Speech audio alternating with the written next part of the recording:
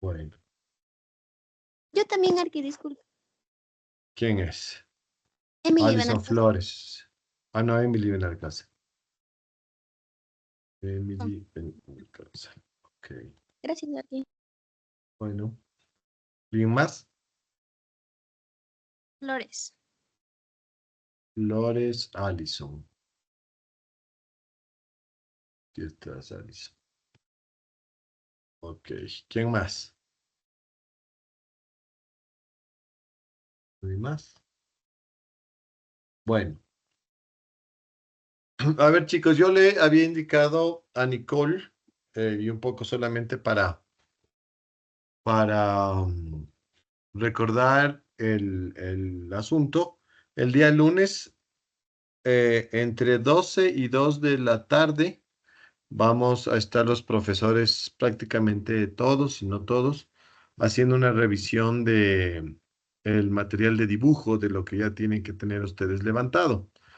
Esto para hacer correcciones, para hacer observaciones, incluso para mostrarles algunos gráficos que nosotros hemos preparado de cómo deberían verse esos dibujos y claro, un poco para poder empezar el trabajo del análisis que se debería desarrollar durante toda la próxima semana. Esto como para que ya comiencen a trabajar también en el tema de la maqueta. Esa instrucción se les dará el lunes mismo, me imagino, el tamaño, las características de la maqueta y también para ir coordinando un poco las visitas y las entrevistas, las visitas a las obras me refiero y a las entrevistas para quienes no han ido todavía a las visitas, porque entiendo que los estudiantes que están trabajando en el asunto de vivienda social, pues ellos sí, no solo que han visitado, sino que hasta han levantado buena parte de los edificios o están en ese proceso de levantarlo en estos días. Entonces, eso queda para el día lunes. Entiendo que por ahí hay un par de grupos, uno o dos, no sé, que no han logrado entrar todavía a las casas. Me parece que la gente de la Recoleta todavía, porque apenas la arquitecta Orquera había logrado que en el transcurso de la próxima semana podamos visitar, obviamente, estas cuestiones eh, se salen un poquito del cronograma, pero tampoco es que me preocupan tanto porque de una u otra forma llegaremos. Para quienes no han hecho dibujos y que no tienen, sí sería importante que igual vayan el lunes para que vayan viendo los gráficos, es decir, lo que si bien no tienen dibujos para corregir, sí se puede aprender sobre las correcciones y revisiones que se hagan de los otros compañeros. Entonces, me parece a mí que puede ser una actividad interesante. El horario hemos tratado de ser lo más abiertos posible. Yo sé que muchos tendrán clases, pero al ser grupos conformados por varios niveles, entiendo que por lo menos alguno de ustedes sí podrá ir. Eh, no hay necesidad de que vayan todos, es decir, que vaya todo el grupo. Puede ir uno, pueden ir dos. Si quieren ir todos, van todos, eso no es lío, no, tampoco están prohibidos, pero no se hagan tampoco tanto lío, no es una cosa que vamos a tomar lista. Básicamente lo que queremos es revisar y un poco ayudar y guiar en cómo esos gráficos, porque no son dibujos, como les he dicho, exactamente iguales a los dibujos de la... Es decir, no se trata de repetir los dibujos exactos como están en los planos que se les ha entregado. Son más bien dibujos para publicación, son dibujos técnicos, tienen obviamente un lenguaje arquitectónico, pero es bastante más simplificado. Y entonces lo que queremos ver es cómo está ese trabajo y si hay necesidad, pues obviamente se le tiene que cambiar. ¿De acuerdo? ¿Alguna pregunta por lo del día lunes? ¿No? Bueno. Ahora sí, recuérdenme, ¿en qué nos quedamos? ¿De qué estuvimos hablando la última clase? Aarón, cuéntame. O el Johnny, puede ser también. Johnny, cuéntame. ¿Te Sí, la acuerdas? última clase fuimos al auditorio, hablamos sobre Mies van der Rohe. Y antes de eso, Antes de eso, estábamos hablando de la Bauhaus. ya, vimos directamente la Bauhaus. ¿No? Sí, es que no me acordaba que hay un temita, pero acabamos la Bauhaus, ¿no es cierto? Hablamos de de las diseñadoras como Marianne Brandt y Gunther Stolz, Sí, sí, ¿no es terminamos con cierto? eso. Sí. Bueno, entonces está acabado ese tema y hoy quiero tratar un tema que está, bueno, un poco tal vez como una introducción. El día martes, en efecto, tuvimos la posibilidad de tener esta clase que de la que nos ayudó Rodrigo Merino, que, bueno, como un poco les comentamos ese día, el Rodrigo está ahora a un, digamos que relativo corto tiempo de terminar su investigación doctoral, que es sobre Mies van der Rohe. A mí me pareció que hay algunos temas con respecto a lo que se habló el martes que siempre serán interesantes. Eh, no se ha topado completamente la obra de Mies, eh, porque ya ven lo que ha hecho el Rodrigo es un poco eh, el típico ejercicio de investigación doctoral en donde la referencia del autor se va conectando muchísimo con otras referencias, ¿no? Que de todas formas es enriquecedor. El tema de, por ejemplo, haber enfrentado y haberles mostrado con mucha fuerza el caso de Schinkel, del que yo ya les había hablado, pero que de todas formas nunca está de más, ver algo, especialmente la obra de Schinkel y ese ejercicio de comparación que hace con la obra de Mies. Eh, no es que me moleste mucho el hecho de que no se muestre más cantidad de obras. Yo creo que se mostraron algunas que son imprescindibles y que de alguna forma sirven como ejemplificación del trabajo de Mies van der Rohe. Y en todo caso, como habíamos venido hablando con la Bauhaus y temas de ese tipo, yo creo que efectivamente podemos dejarlo ahí. Insisto en esta recomendación que yo hice al final, es decir, es imposible hablar de todo lo que quisiéramos hablar en la clase, el tiempo no alcanza. Ustedes ven, prácticamente durante todo el semestre no hemos perdido clases, nos hemos reunido prácticamente siempre y sin embargo hemos visto, desde mi punto de vista, muy pocos autores. Claro, si es que los cuentan van a decir, sí, no, sí hemos visto bastante arquitectura, pero mucho se va a quedar sin siquiera ser nombrado, porque obviamente estamos ligados a lo que la clase permite. ¿Podríamos hacer un ejercicio de nombrar a todos? Sí, pero seguramente sin una profundidad que a mí me parece mucho más enriquecedora, porque de mi experiencia, tanto como estudiante de arquitectura hace muchos años, yo tuve la suerte de tener buenos profesores de historia y teoría, como el Rubén Moreira, como el Clímaco Bastidas, en fin. Algunos, bueno, también tuve unos muy malos y por eso es lo que les digo. Yo recuerdo profesores que hablaban, soltaban nombres y la verdad es que no quedaba mucho, ¿no?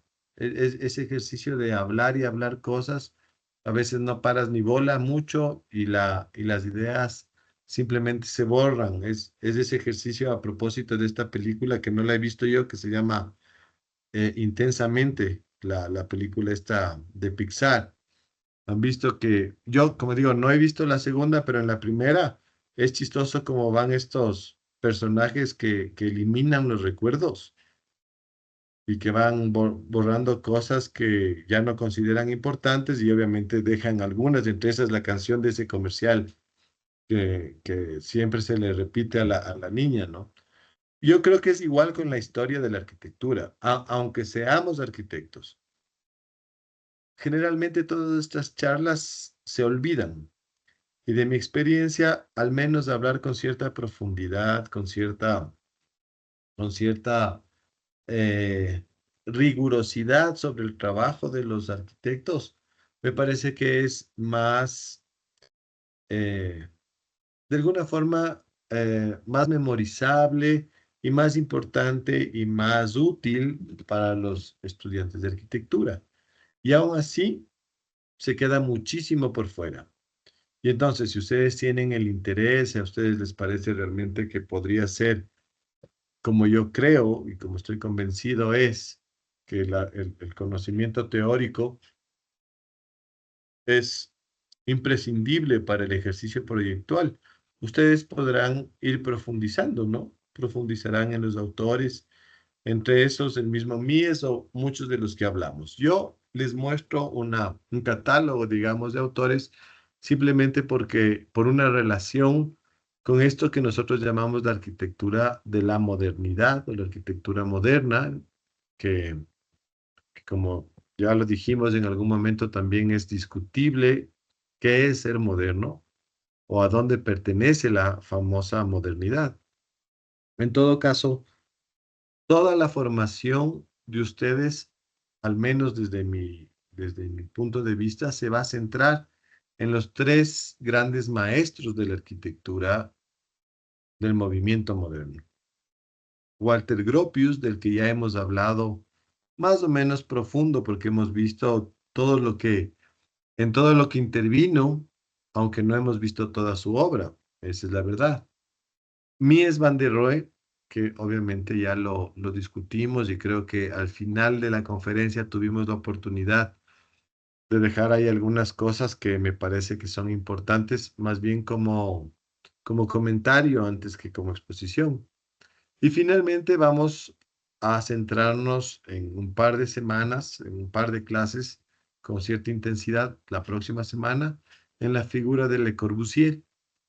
Y entonces casi que es el final del- de los contenidos globales. Después vamos a entrar en ámbito de teorización de la modernidad latinoamericana, que es una una cuestión que a mí personalmente me parece muy importante y que sin lugar a dudas les va a ser muy útil para su ejercicio final, para el análisis, porque tienen que escribir. ¿Y de dónde van a escribir? Bueno, de mucho de lo que hemos dicho, pero sobre todo de lo que van a leer de un par de autores que son vitales para poder entender la arquitectura latinoamericana.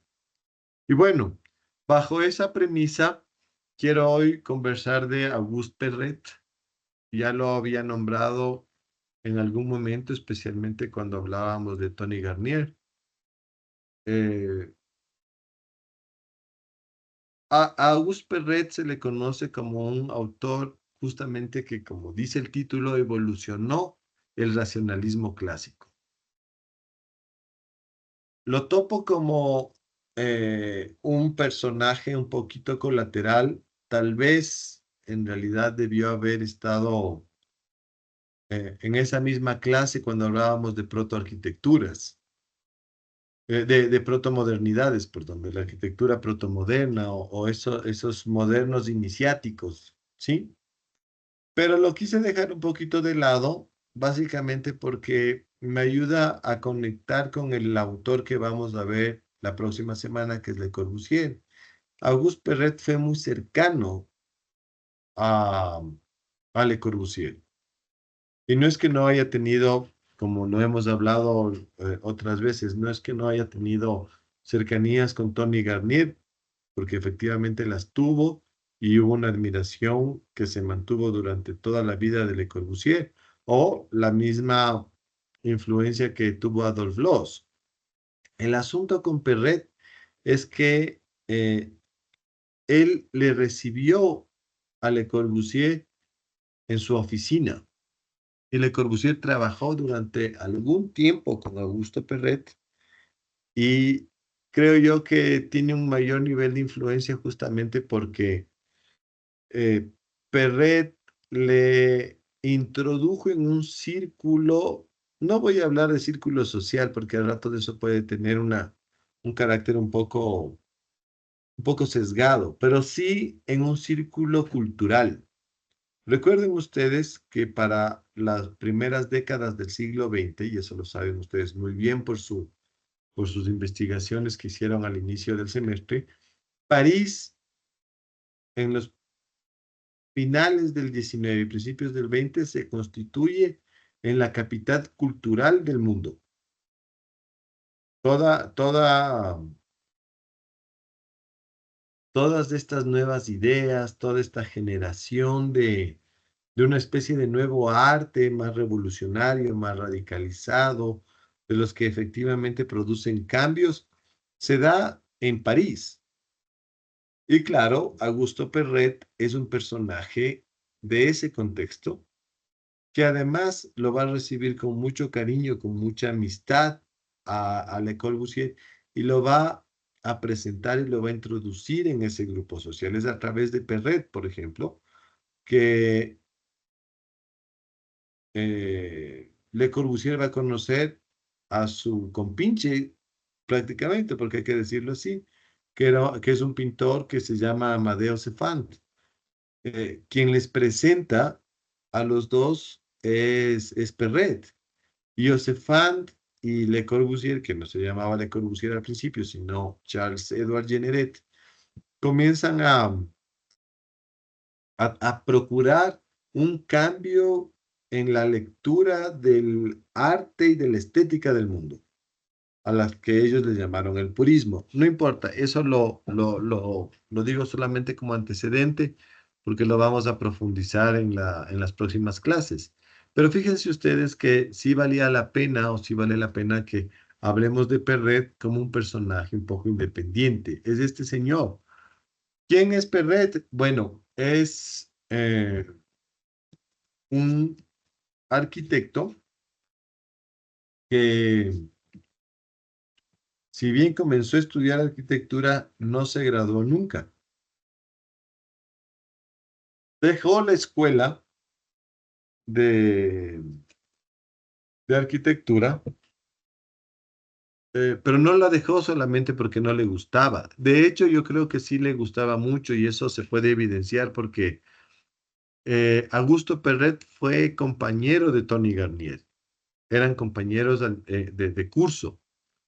Y lo que es más interesante, los dos fueron los alumnos predilectos de Gaudet, que es este arquitecto eh,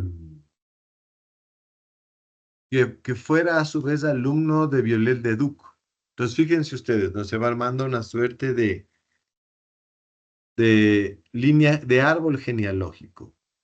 Y entonces, Tony Garnier y Auguste Perret, alumnos de Gaudet, y Gaudet, pupilo de Viollet-le-Duc. Entonces, lo obvio, si es que esa es la línea, y si es que efectivamente, como les digo, Auguste Perret y Tony Garnier fueron los alumnos predilectos, los alumnos eh, preferidos y seguramente los más talentosos y trabajadores de Gaudet.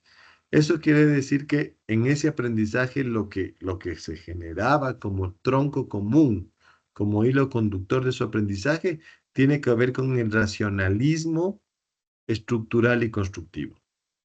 Es decir, lo que prima, y eso se puede ver tanto en Viollet-le-Duc, tanto en Gaudet, tanto en Tony Garnier, como vimos, ¿se acuerdan que veíamos la ciudad industrial que proponía él para 35.000 habitantes y todos estos edificios industriales para soportar fábricas enormes, productoras, puertos? Es decir, hay inevitablemente un pensamiento muy racional, un pensamiento totalmente racionalista y lógico con respecto a la arquitectura, que en algunos casos, a veces, en el caso de Tony Garnier, van a tener más que ver con una situación sociopolítica y económica, es decir, termina decantado en las ideas de una ciudad industrial. rigurosamente solucionada desde el punto de vista técnico-programático, pero también, y eso recordarán ustedes muy bien de Viollet-le-Duc, hay una línea que hace referencia a la parte racional y lógica, pero desde el punto de vista técnico-constructivo, la construcción, el proceso de construcción. Y yo creo que esa es básicamente la diferencia entre los dos compañeros, que además eran muy amigos. Mientras que Tony Garnier, como les decía, está enfocado en la rigurosidad, en la racionalidad programática, que se puede ver en su ciudad, en la racionalidad social, que tiene que ver con sus planes para los obreros.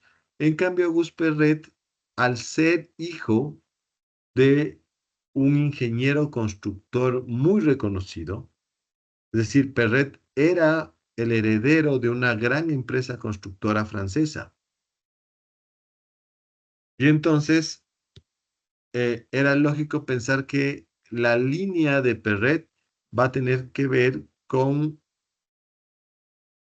la racionalidad técnico-constructiva.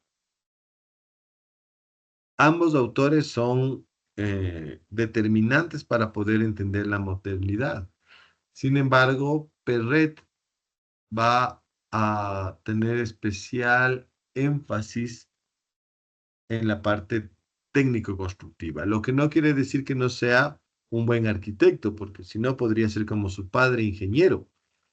No, él cuando se retira de la escuela es un tipo talentoso en cuanto a la composición espacial. Es un conocedor de sobre todo de la historia y la teoría de la arquitectura. Es decir, damos por hecho que tenía curiosidad con respecto a las tecnologías constructivas, pero también eh, era muy interesado en el tema de la historia de la arquitectura. Entonces, bueno, un poquito quiero a través de este diagrama explicar algunas de las características, influencias y eh, caracterizaciones, sobre todo, de la obra y el pensamiento de Perret. Lo primero que ya les dije, ¿no? Él termina abandonando la carrera de arquitectura. Él estaba estudiando en una escuela de bellas artes,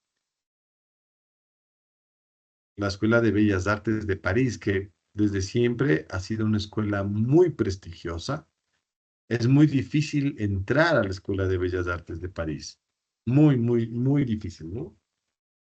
Y por eso es que era interesante que estos dos personajes, en el caso de Tony Garnier, que sí terminó su formación y de hecho él fue el mejor estudiante de su promoción y por eso él accedió al Gran Premio y con eso se fue a estudiar, a hacer sus estudios o continuar sus estudios en Roma. En cambio, Gus Perret abandona la escuela, abandona no temprano, sino en una etapa tardía de la carrera, pero abandona justamente ante la necesidad, no necesidad económica o no la necesidad económica que nosotros conocemos, ¿no? No por pobreza, sino más bien por riqueza, porque eh, tenía y ya sentía la presión de su familia porque comienza a hacerse cargo de la empresa constructora familiar. Él tenía la responsabilidad de continuar con el legado de su padre y esto finalmente le terminó obligando a abandonar y comenzó a trabajar muy joven tanto en sus proyectos arquitectónicos como en sus procesos de construcción. Y eso es seguramente interesante. Entonces inicia, como les decía, el trabajo en la constructora familiar. Y aquí quiero hacer una cuestión que él mismo declara. Dice Auguste Perret que básicamente hay dos libros que para él fueron los libros más importantes de sus estudios dentro de la Escuela de Bellas Artes. Por un lado, la historia de la arquitectura de Choisy, que es un clásico, ¿sí? Es un libro descriptivo, histórico, teórico, obviamente, pero sobre todo también eh, hace especial énfasis en la valorización crítica de la arquitectura clásica.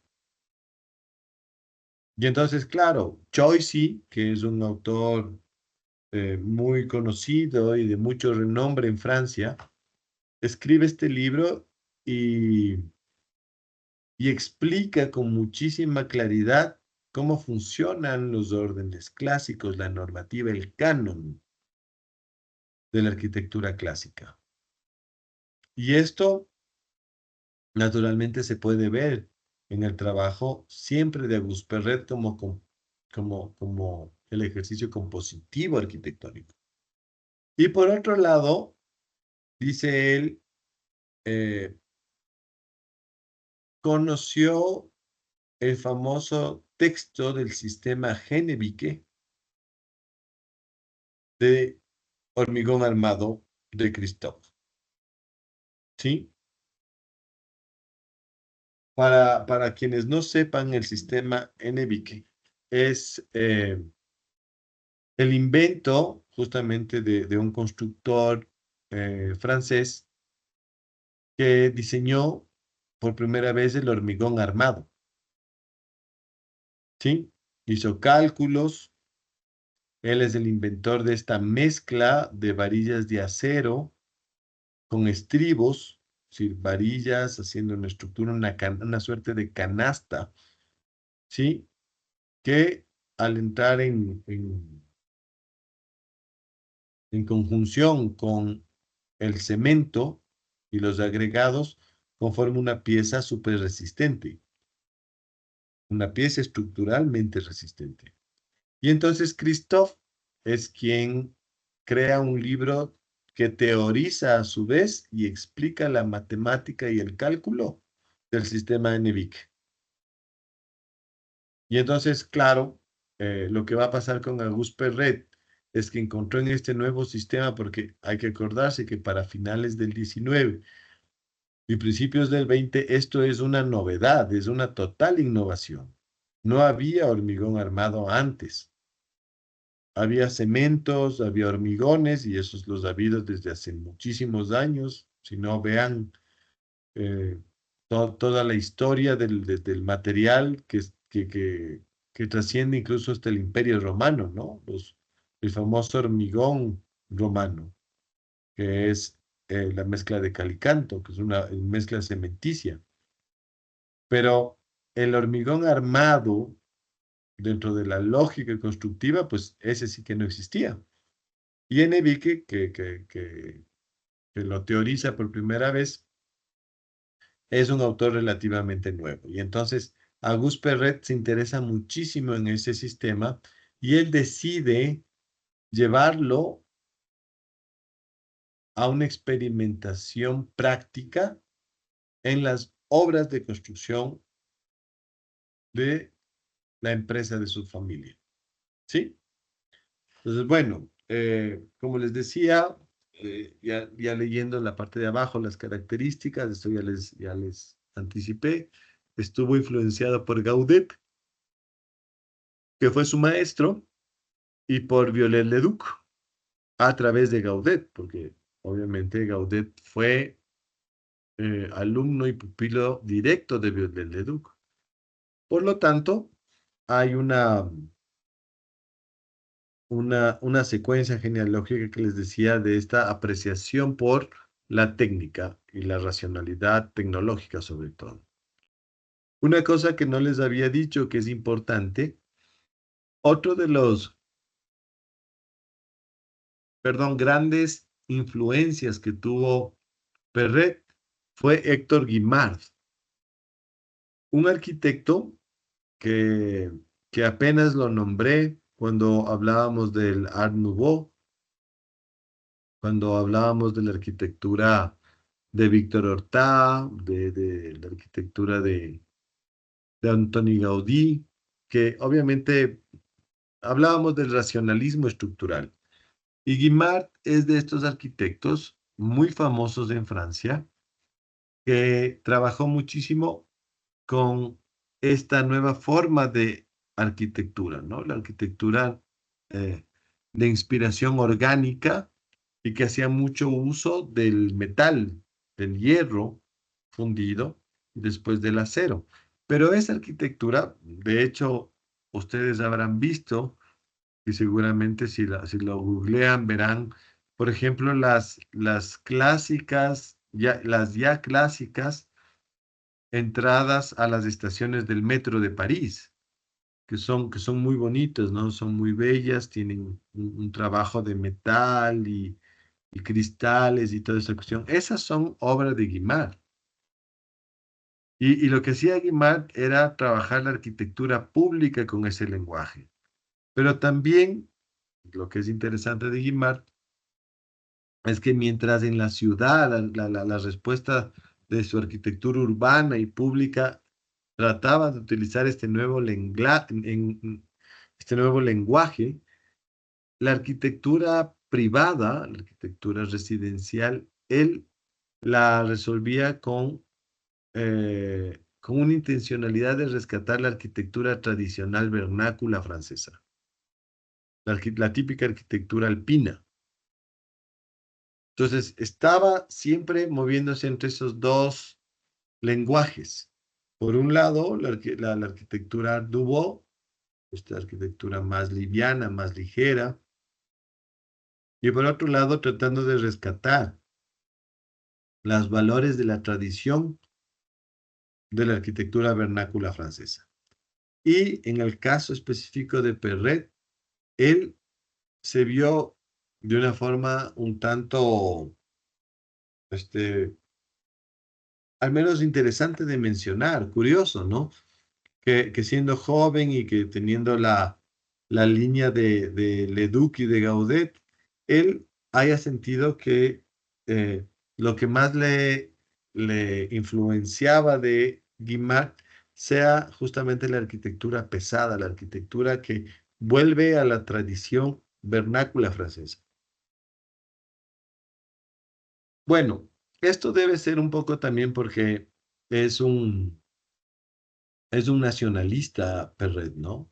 Es un convencido de la nación francesa y el rescate de la arquitectura vernácula es definitivamente una lucha por la identidad de su pueblo y yo creo que encontraba en eso una respuesta posible de lo que podría ser la arquitectura.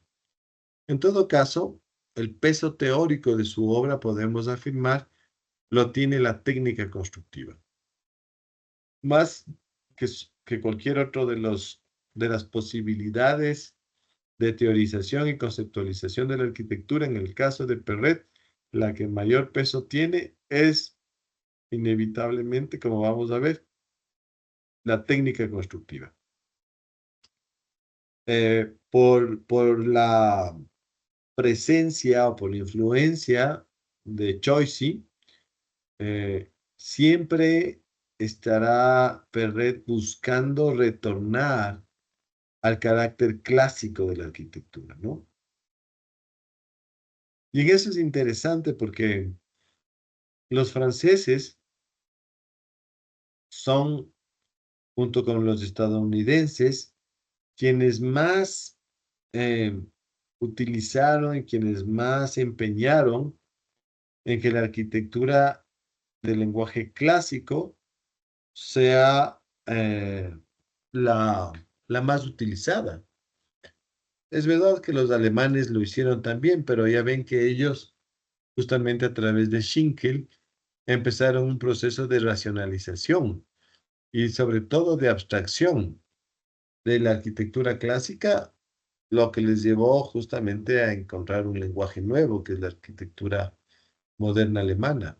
En el caso de los arquitectos franceses, esta presencia de la arquitectura clásica va a ser mucho más fuerte, mucho más potente, y en el caso de Perret, obviamente va a ser también como vamos a ver, un lenguaje que él va a seguir utilizando. Además, Perret siempre sintió admiración, y eso seguramente por influencia de Gaudet, por la técnica gótica normanda. Ahí vienen dos cuestiones que seguramente le influenciaron mucho a Perret. Por un lado, la técnica, la racionalidad técnica del gótico, del cual eran declarados admiradores Viollet-le-Duc y Gaudet, pero también el hecho de que el gótico nació en Francia, nació en Normandía, en el norte de Francia. Y entonces se podría hablar, si ustedes quieren, de alguna forma, de una tradición típicamente francesa cuando estamos hablando de la arquitectura gótica. Hay como mucha identidad cultural con el movimiento. Y entonces, como les digo, siendo Perret de esta línea nacionalista, pues obviamente era importante para el tema de la técnica gótica normanda. Y finalmente, lo que ya les he venido diciendo, esta, este enamoramiento que además se lo va a transmitir a Le Corbusier. O sea, Perret estaba enamorado del hormigón armado, de la técnica. Estaba total y absolutamente convencido. Y entonces podríamos hablar de que es Perret justamente con la compañía constructora de su familia los primeros en gestar grandes obras en hormigón armado a nivel civil, a nivel eh, no hablando de infraestructuras, sino de arquitecturas eh, en utilizar el hormigón armado, ¿no?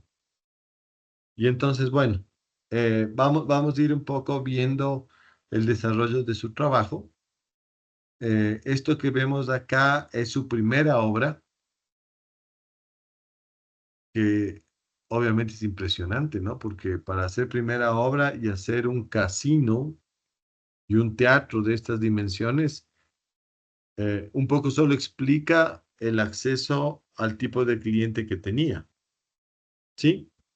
Y entonces aquí aparece un edificio que, como les decía, parece influenciado directamente por la arquitectura vernacular francesa, ¿no? Es arquitectura típicamente alpina, resuelta en piedra,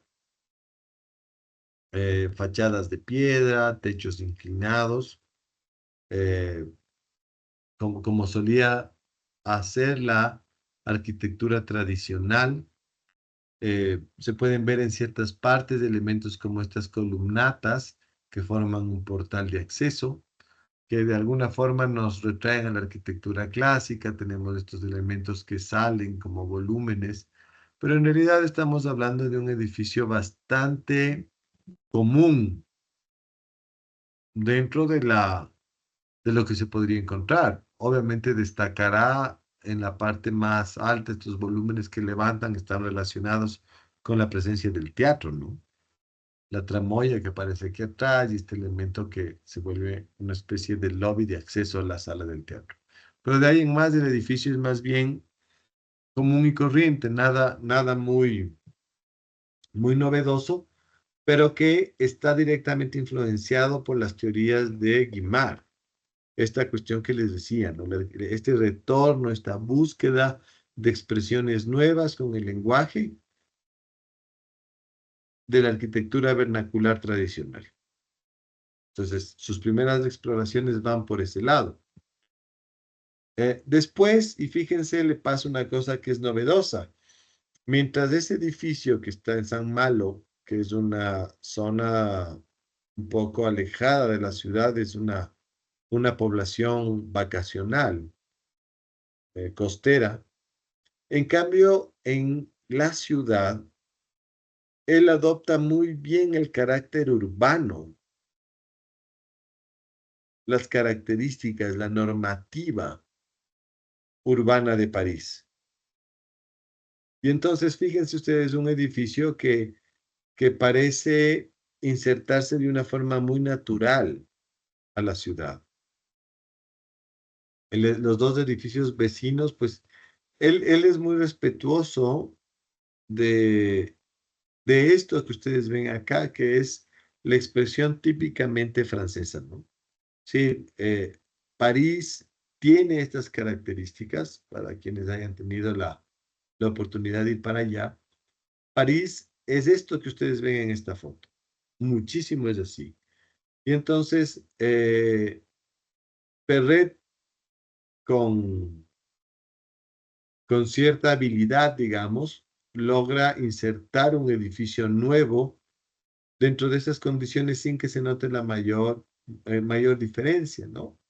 Es un edificio eh, tal vez un poco más sobrio, menos decorado en general, aunque como vamos a ver, sí tiene sus elementos decorativos, pero es muy respetuoso de la línea urbana, ¿no? Alturas, la secuencia de eh, llenos y vacíos, la presencia de la cubierta, que es una cubierta de mansarda, con ático, es decir, es un edificio bastante sobrio y bien insertado dentro del propio contexto de París.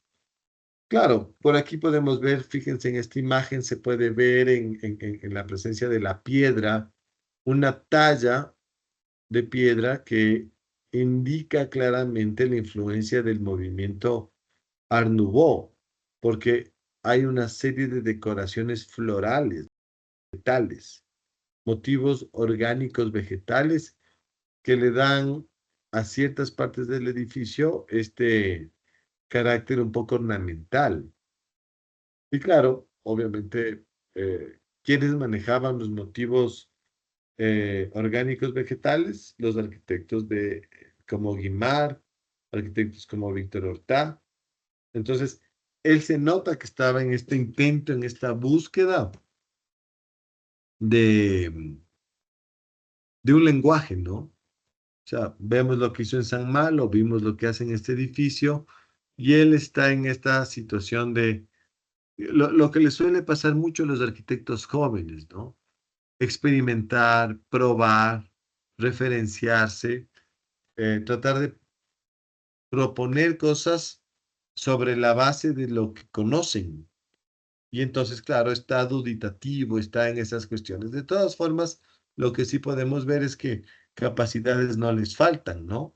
Tanto en el edificio del casino y el teatro como en este edificio que es residencial, la arquitectura está, digamos que, en general bien resuelta.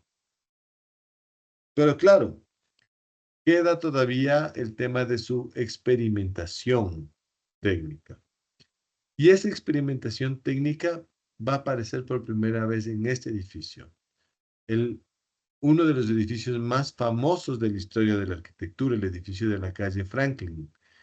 Y no es que sea famoso porque sea especialmente notable, más bien, desde mi punto de vista, no tan notable, ¿no? Más bien, es un poco raro, pero sí que es un edificio súper innovador porque es el primer edificio en altura de Francia construido en hormigón armado. Por primera vez se logra construir un edificio en altura con una estructura bajo el sistema de Nevique. Sí, es interesante porque eh, al final lo que hizo Perret es montar su oficina en este edificio. Y aquí trabajó Le Corbusier. Y entonces aquí es que Le Corbusier conoció las bondades del sistema Nevique. Fíjense lo temprano del edificio, es un edificio de 1903. O sea, es a- casi que un edificio del cambio de siglo, ¿no? Bien pudo haber sido con 4 años de diferencia y era un edificio del siglo XIX, fíjense ustedes. Entonces, claro, eso es lo interesante porque es una experimentación muy temprana del sistema constructivo y eso se puede notar porque de todas formas es un edificio muy hibridado. Por un lado, bueno, la geometría es extraña, eso tengo que aceptarlo. El edificio, si bien trata de respetar las líneas urbanas de la ciudad, tanto en altura como esta intención de mantener la línea de fachada de los vecinos, ¿no? No cambia mucho, es decir, no produce retranqueos especialmente notables en el punto de juntura con los edificios vecinos. Pero claro, pone este elemento central, esta suerte de abalconamiento dentro de esta concavidad, que obviamente lo único que nos muestra es las ventajas formales del nuevo sistema constructivo. Esto que nosotros vemos acá, que de pronto no, a mí personalmente no me gusta mucho, pero lo cierto es que eso solo se puede hacer con hormigón armado. En piedra no se puede hacer ese detalle, porque es un detalle muy ligero, muy liviano.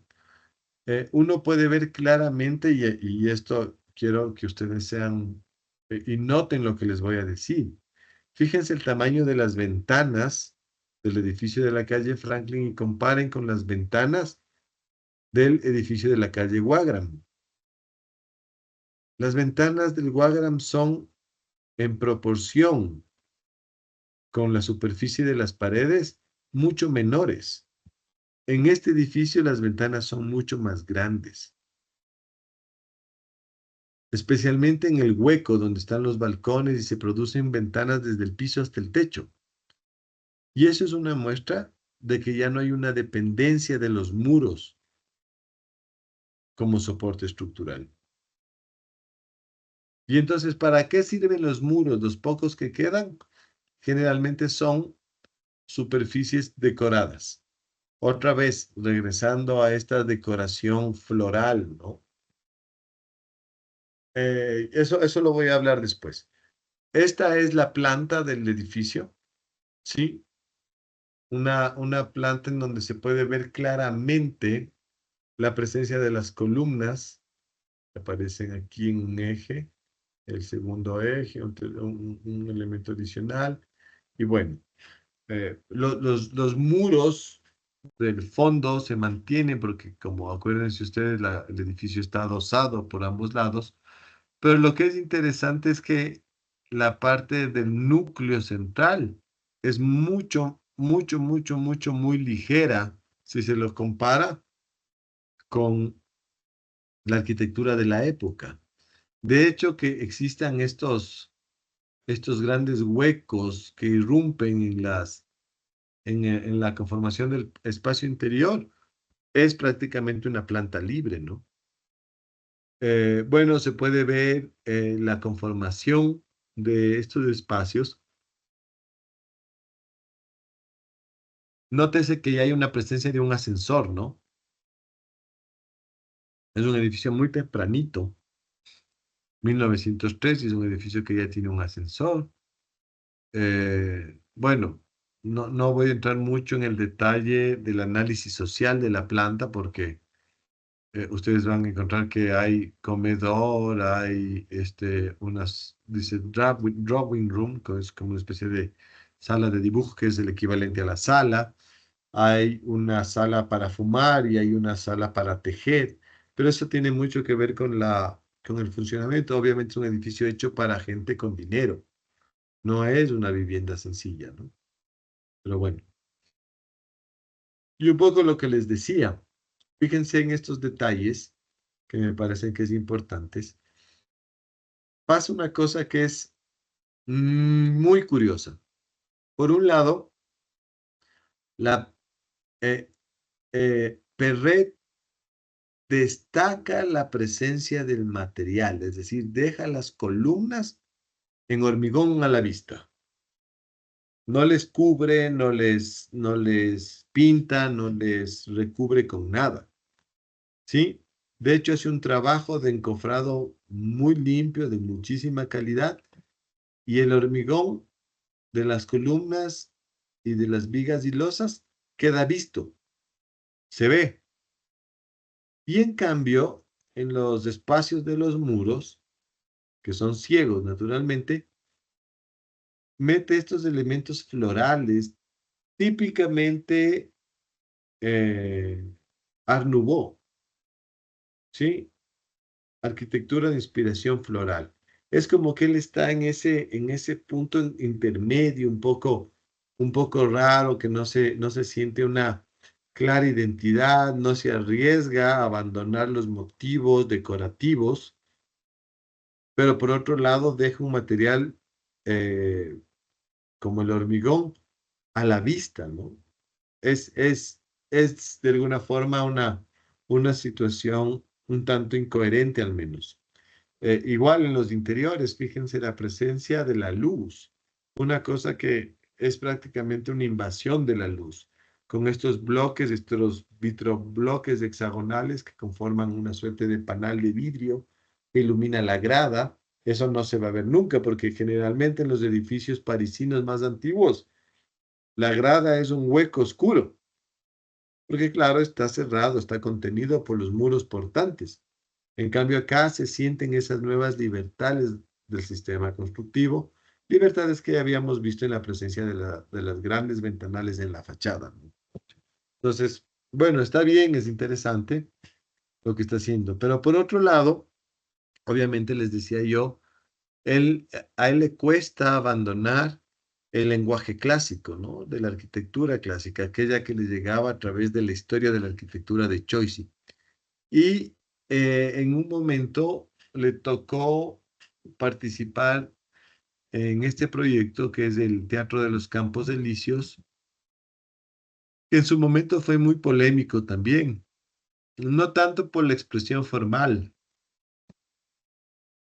del edificio, porque ustedes le pueden ver, es un edificio neoclásico, claramente, tal vez menos decorado que los edificios típicos de la época, pero no es especialmente notable el ejercicio de composición o bueno, tal vez sí es notable, pero no es radical, no significa un cambio estético a lo que tradicionalmente estaban acostumbrados a ver los parisinos en aquella época.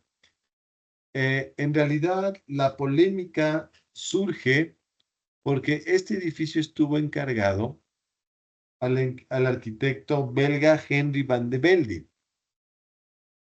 De Henry Van de Velde sí hablamos, o al menos lo nombramos, cuando teníamos la clase de la Deutsche Wehrgut. Van de Velde fue el director de la Escuela de Arquitectura, de Artes y Oficios de Weimar, ¿no? Antes de que se transforme en la Escuela de la Bauhaus. Y entonces Van de Velde, que era un arquitecto reconocido a nivel europeo, le habían encargado este teatro. Pero Perret hizo unas críticas al proyecto de Van de Velde, especialmente porque era dependiente de los muros de carga. Y entonces Perret lo que le dijo es que el edificio que para qué van a hacer un teatro en los Campos Elíseos, si iba a ser un teatro pequeñito,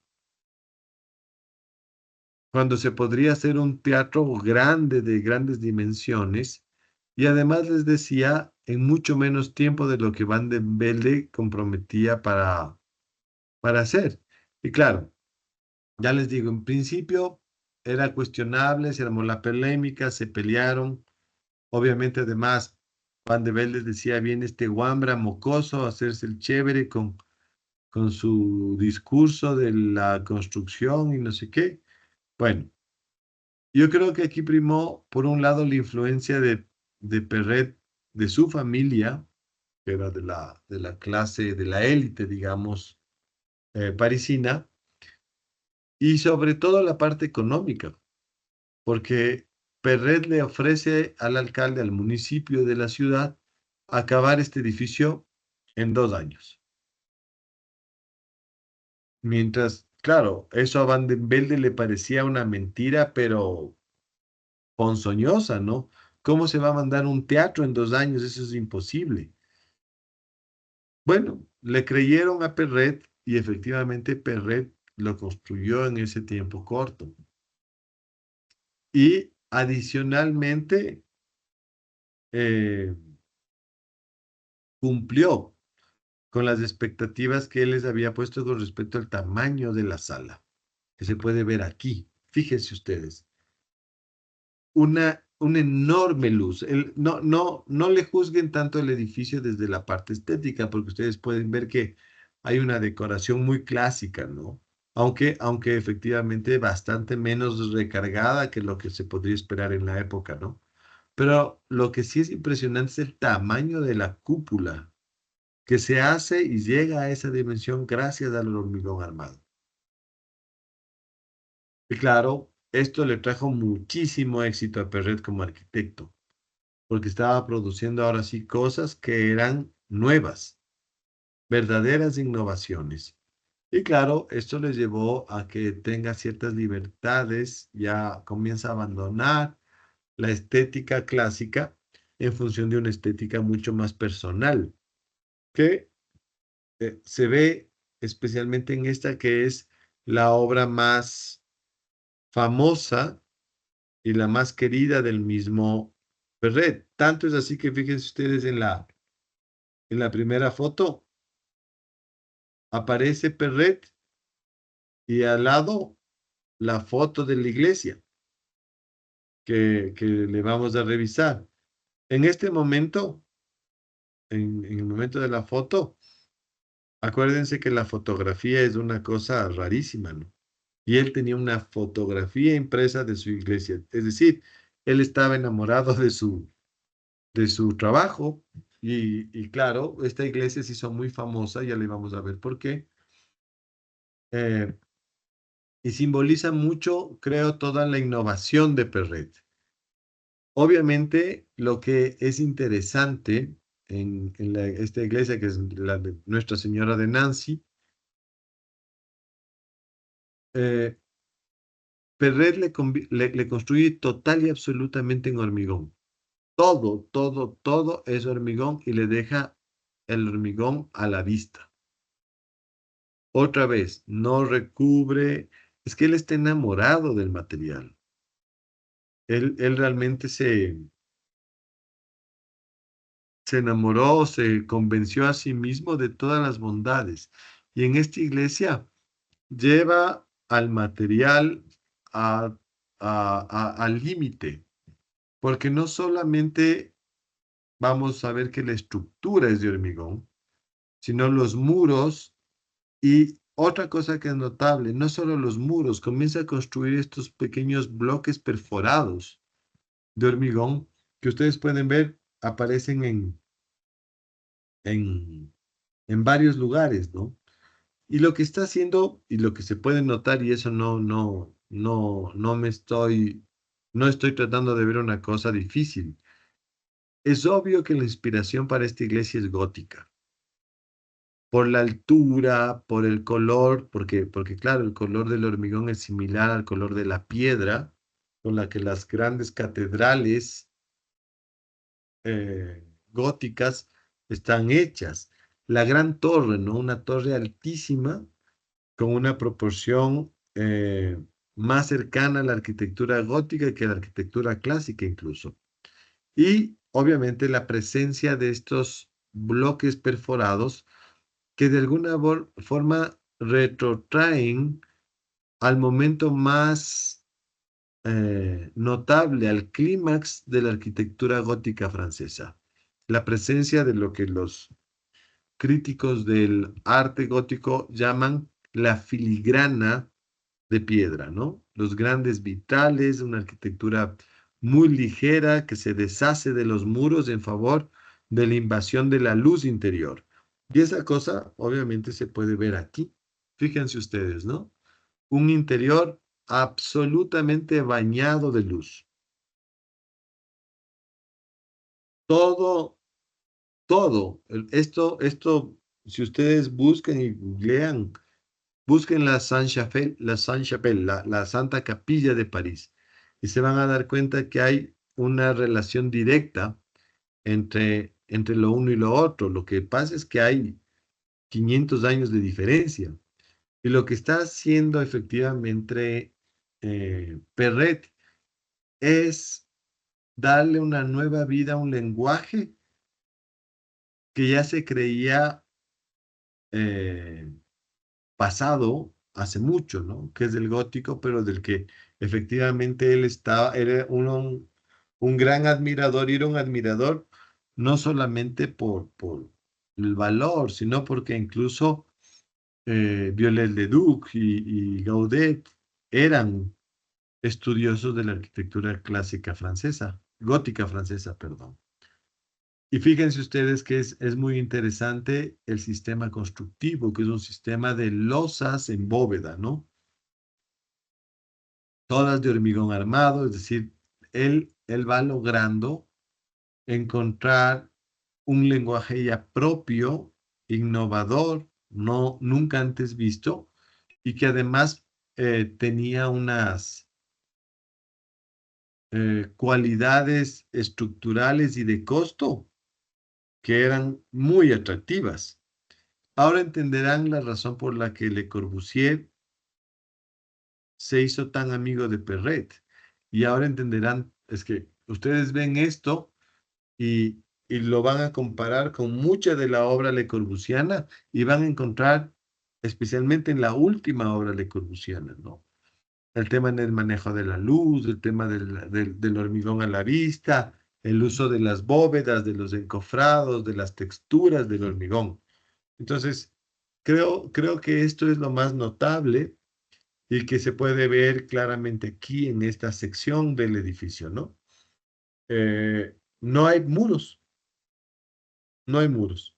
Es prácticamente un juego de bloquecitos transparentes, translúcidos, con vidrio, unas columnas muy esbeltas que pasan desapercibidos, y esta reproducción del sistema de arquitectura gótica, ¿no? Mucha altura, mucha luz, esa magia que tienen los vitrales en el espacio interior.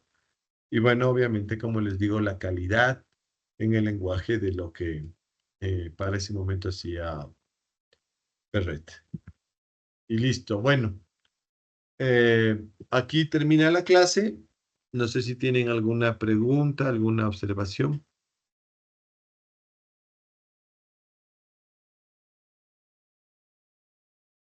Bueno, en realidad, como les decía, tiene el hablar de Perret, para mí es simplemente una introducción al trabajo de Le Corbusier, ¿no? Luis, ¿qué me cuentas?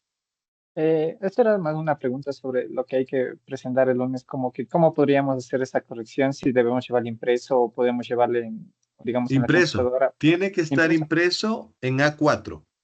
Ya, ok. El dibujo tiene que estar reducido. No tanto, no me preocupa tanto la escala. Lo que sí es importante, y eso les decía con los que me han preguntado, todos los dibujos tienen que tener escala gráfica y norte. La escala gráfica y el norte lo tienen que copiar de los dibujos. Es decir, tienen que tratar de hacer un dibujo lo más parecido posible a lo que aparece en el libro de Frampton, que ustedes tienen acceso. ¿Sí? Ya, gracias, Arqui. Sí.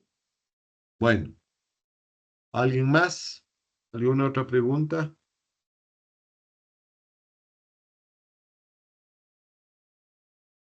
Abraham. Sí, Arqui, una pregunta. ¿Los dibujos que tenemos que traerle para el lunes tiene que ser una planta en cada hoja o cómo? Un dibujo en cada hoja. Es que Ah, no ok, les van a alcanzar muchos en una hoja, creo yo. Pero yo creo que uno en cada hoja está bien. ya. Gracias, Arquitecto. Ana. Arqui, yo soy del grupo de la Recoleta, entonces podemos presentar solamente fachadas, porque tenemos solamente eso, la verdad. Sí, no se preocupen, estoy al tanto del problema de ustedes. Sé que Isabel ya logró hablar con un propietario que nos va a dar acceso a la casa y que también a través de él vamos a tener acceso a uno de los departamentos. Entonces, ustedes tranquilos, no hay problema, no es una revisión calificada, y obviamente los retrasos que han tenido para poder conseguir información serán tomados en cuenta en su momento, así que ustedes tranquilos, ¿ok? Ya, Arqui, gracias. Bueno, Mateo, Arqui, sí, lo que pasa es que yo soy del proyecto de la Villa Flora y no nos han dejado ingresar. Teníamos supuestamente una casa que nos iban a dejar ingresar, pero la otra vez fuimos y no nos abrieron y nos comunicamos y dijeron como que no podían porque se fueron de... no va a pasar nadie en la casa y que sí se han de demorar y que no nos pueden ayudar. Entonces no sabemos cómo hacer en este caso. bueno, yo voy a hablar mañana porque quien está a cargo de eso es Jorge Coronel, ¿no? Sí. Eh, yo no sé, pero me parece que en el caso de la Villaflora hay unos planos de base de esa casa que podríamos nosotros utilizar. Yo mañana hablo y tendrían que comunicarse en el transcurso de mañana y el lunes con Jorge para ver qué resolución se toma con respecto a eso. Ok, Arqui, gracias. Ya. ¿Quién más? Bueno, si no hay más preguntas, ya se pueden desconectar y nos vemos la próxima clase. Esto se firma el día de mañana, ¿no? O sea, igual, y lo mismo con lo de MIES, ¿sí? Que se firma mañana, ¿ok? Ya, chicos. Josué, ¿qué dices? Alguna pregunta, si o sea, una edificación está abandonada, ¿y cómo haríamos? Traten de entrar. Si está abandonado es más fácil. Solo no se droguen, no se emborrachen adentro. O sea, no hagan lo que suelen hacer los que usan las casas abandonadas. Ustedes vayan y midan nomás. Pero ya, eso. Si está abandonada, está abandonada. ¿Qué le van a hacer? No será la primera vez que te metes sin permiso a algún lugar. Creo yo. Yo a tu edad me metí a todos lados sin permiso, ¿no? Así que vayan, háganle, demuestren que tienen 20 años, ¿no? Ahora es cuando. Ya a mi edad no me puedo meter a nada abandonado. ¿Qué más? Hasta luego, Arqui. Ya, chicos, suerte. Aarón, Sí, profe, en lo que yo quería saber, bueno, que me aclare, es que el compañero que estaba en mi grupo me dijo que, no sé, por problemas o no sé qué, se salió de la materia. ya, ¿qué va a Entonces, pasar? por Ahora, eso entonces en vez de ser un grupo de 4, son de 3. ajá, pero entonces Y si quería se saber va si es otro, verdad van a que, ser de 2. Y si se va ajá, otro, vas a ser tú solo. Así pasa. No será el primero ni será el último. Más bien agradece porque seguramente si se quedaba un poquito de tiempo más, tú confiabas y te botaba jodiendo. Entonces, bien que se fue y ahora el trabajo es entre menos, no pasa nada. ya, arquitecto, sí, porque le pedimos ayuda, pero no, solo se salió. Qué bueno que se salió. ¿Quién Ya. era? ¿Pero de qué curso era? Era de igual de cuarto y es Brando. Déjenme ver, solo me sé el nombre. Es Brando. Sí, porque no, solo dijo que se retira de la materia y suerte. Pero creo que es de quinto el man. No sé, sí, Brando. Caixa Luisa. Me No imagino que creo. sí. No, porque el Brando Caiza Luisa sí sigue viniendo, pero que sí, sí sé quién es un man que normalmente es conocido por nosotros, al menos los profesores, porque es así de vaguito y todo. Ya nada, O ¿qué le sea, vas a hacer? sí, dice Brando Caiza Luisa Herrera. Brando Caiza Luisa, déjame ver cuál es, para ver si está viniendo. Sí, porque me dijo que no, que ya se sale de la materia. Y yo no sabía si eso era verdad o no. Ah, sí, ya se salió de la materia. Ah, ya. Gracias, profe. Y no estaba mal, pero ya no está viniendo a clases, así que ya ni Ya, modo. eso nomás aquí. Ya, gracias. Bueno, ya chicos, vayan a ver el fútbol. Vayan a verle. Seguramente ganaremos por goleada, así que nos vemos mañana. Fiesta nacional. Si no, clases.